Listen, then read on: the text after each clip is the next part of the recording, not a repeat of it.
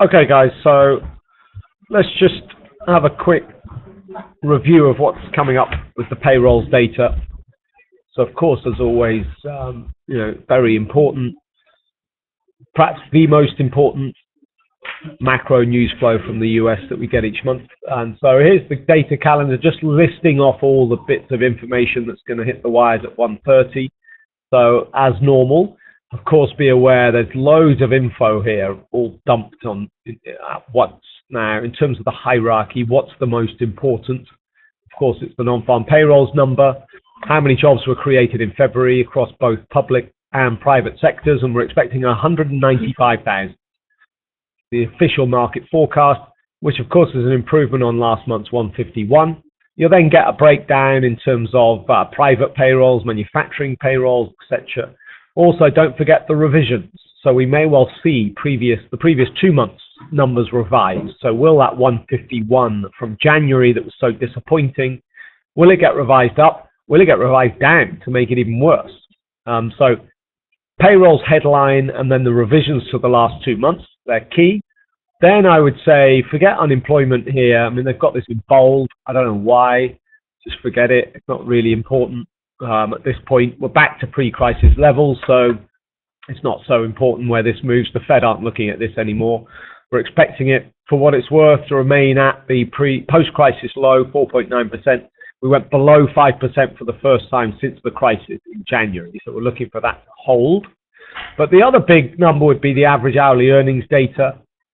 Really big number on this last month, plus 0.5%, best reading for a few years. We're looking for that to pull back to plus 0.2%. Okay. In terms of the big banks, obviously the market forecast is 195. The big banks, I have to say that they're all bullish. The big banks are tending to be bullish. HSBC 220,000, JP Morgan, BNP Paribas both 215, Morgan Stanley 210, Barcap and Citigroup 200. Deutsche are in line at 195. Goldman Sachs in line at 195. I've got a couple underneath. So Credit Suisse 185. UBS, BAML 175. But there's more big banks above expectation than are below, for what that's worth. Let's have a look at the chart. This is the payrolls data over the last 12 months. The story here, real disappointment in January. So we're expecting a bounce, 195. The Amplify consensus, although we haven't had everybody submit their forecast yet, but the numbers we've got so far, 167 is the bearish outlook from Amplify. I think there's a couple of things that might get in the way or skew this. Just thinking about the fact that there was an extra day in February compared to normal because of the leap year, which might just influence things in a minor way. You could say, well, an extra day, that's an extra day of job creation. So maybe it could be beneficial for the payrolls number.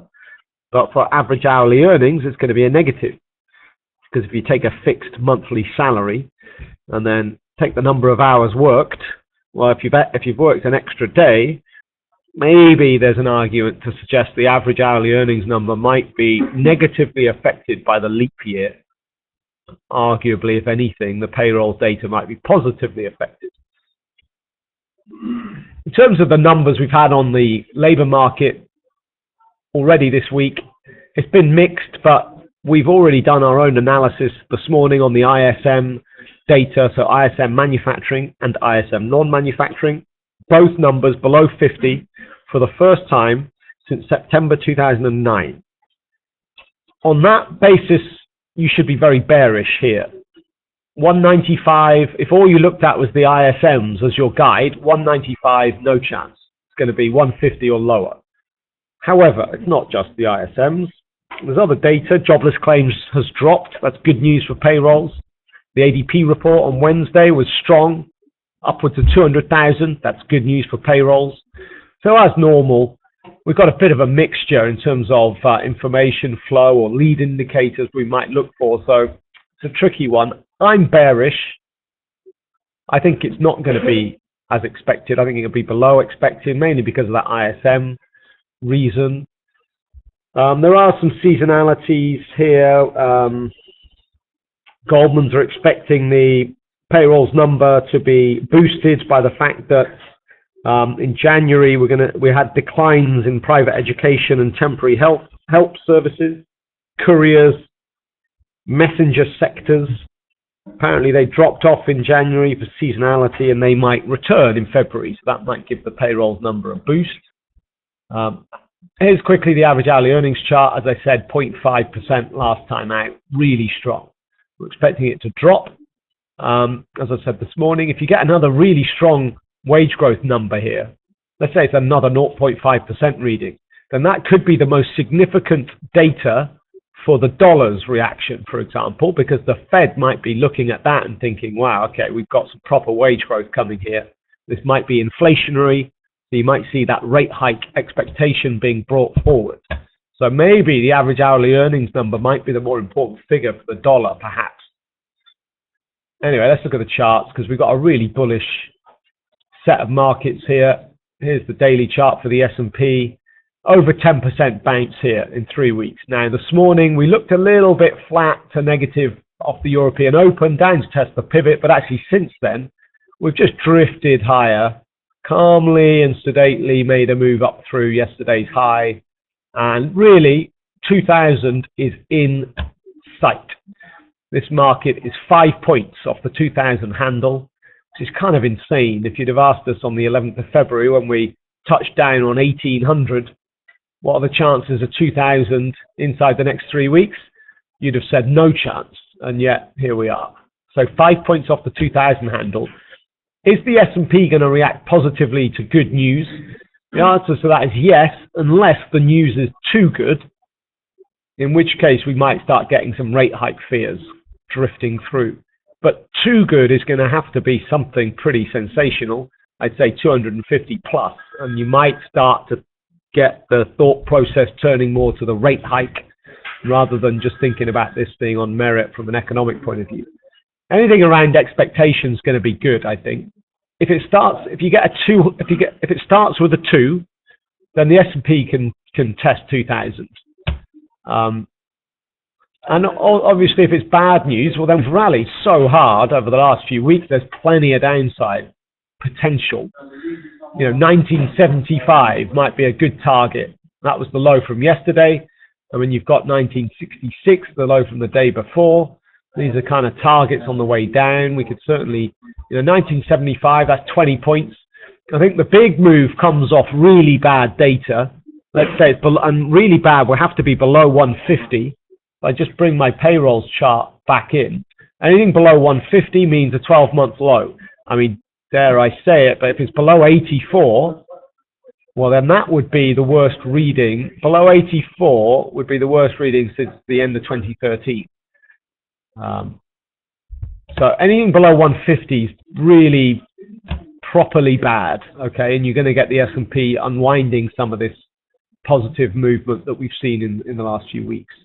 With regards to the dollar, well, euro dollar's been on the move today, of course, mainly because of the euro-related news, some hawkish rhetoric on what the ECB might do next week. So if we look at the 1 hour chart, we've had that push higher this morning off the back of that news and just drifting back now a little bit. But look, the dollar's been weak yesterday and so it's weakened this morning as well. But the biggest move for the dollar will be dollar strength off really strong payrolls. Any number above 200,000, if we get a wage growth number that's better than expected, then you're going to see some dollar strength easily down to the pivot level and below. 109 is certainly, easily in range. And we might trade back down to around the sort of 108.50 area where we were chopping around midweek. Of course, really bad news, and there's certainly potential for this market to move higher, especially with the ECB related comments earlier. Targets on the upside, 110.72. That's Friday's high. Okay, so pretty straightforward for the dollar. Good news, dollar strength. Bad news, dollar weakness. Don't forget the wage growth number. What happened last month? We got really weak payrolls, but actually really strong wage growth. Don't forget, if you get mixed news, don't just dive on in, especially with the dollar. If the wage growth number is extreme, then it may be the dollar reacts to that more than actually the headline payrolls figure. Okay, so as normal, we've got 35 minutes, but as normal, don't forget, you're going to get a lot of chaos here in the real short term. Algos will be all over this. Liquidity will be virtually nil. The order book's going to empty out. You're going to get some aggressive, choppy initial movements. Nothing wrong with just sitting out and letting that calm down before kind of choosing your trades. Don't think if you don't trade immediately or within the first minute you're missing all the opportunity. That's definitely not the case. Just something on the DAX actually, by the way, just in terms of targets. We're eyeing up, actually it's not the high of the year, is it? Sorry. We're eyeing up the end of January high here, just above the 9,000 handle. So obviously with European equities, you've got no problems with rate hike fears. So if it's strong news, European equities are going higher, especially as the fact it should drive a strong dollar and therefore proxy euro weakness. So often trying to trade European equities off payrolls can be more straightforward than trying to trade US equities, actually. All right, that's it. I'd say don't bother trading now. You really shouldn't have any trades on. I wouldn't be trading now until after the news. So we've got 35 minutes to go. Be careful, keep risk tight. For what it's worth, I think 167, which happens to also be the Amplify consensus. Good luck.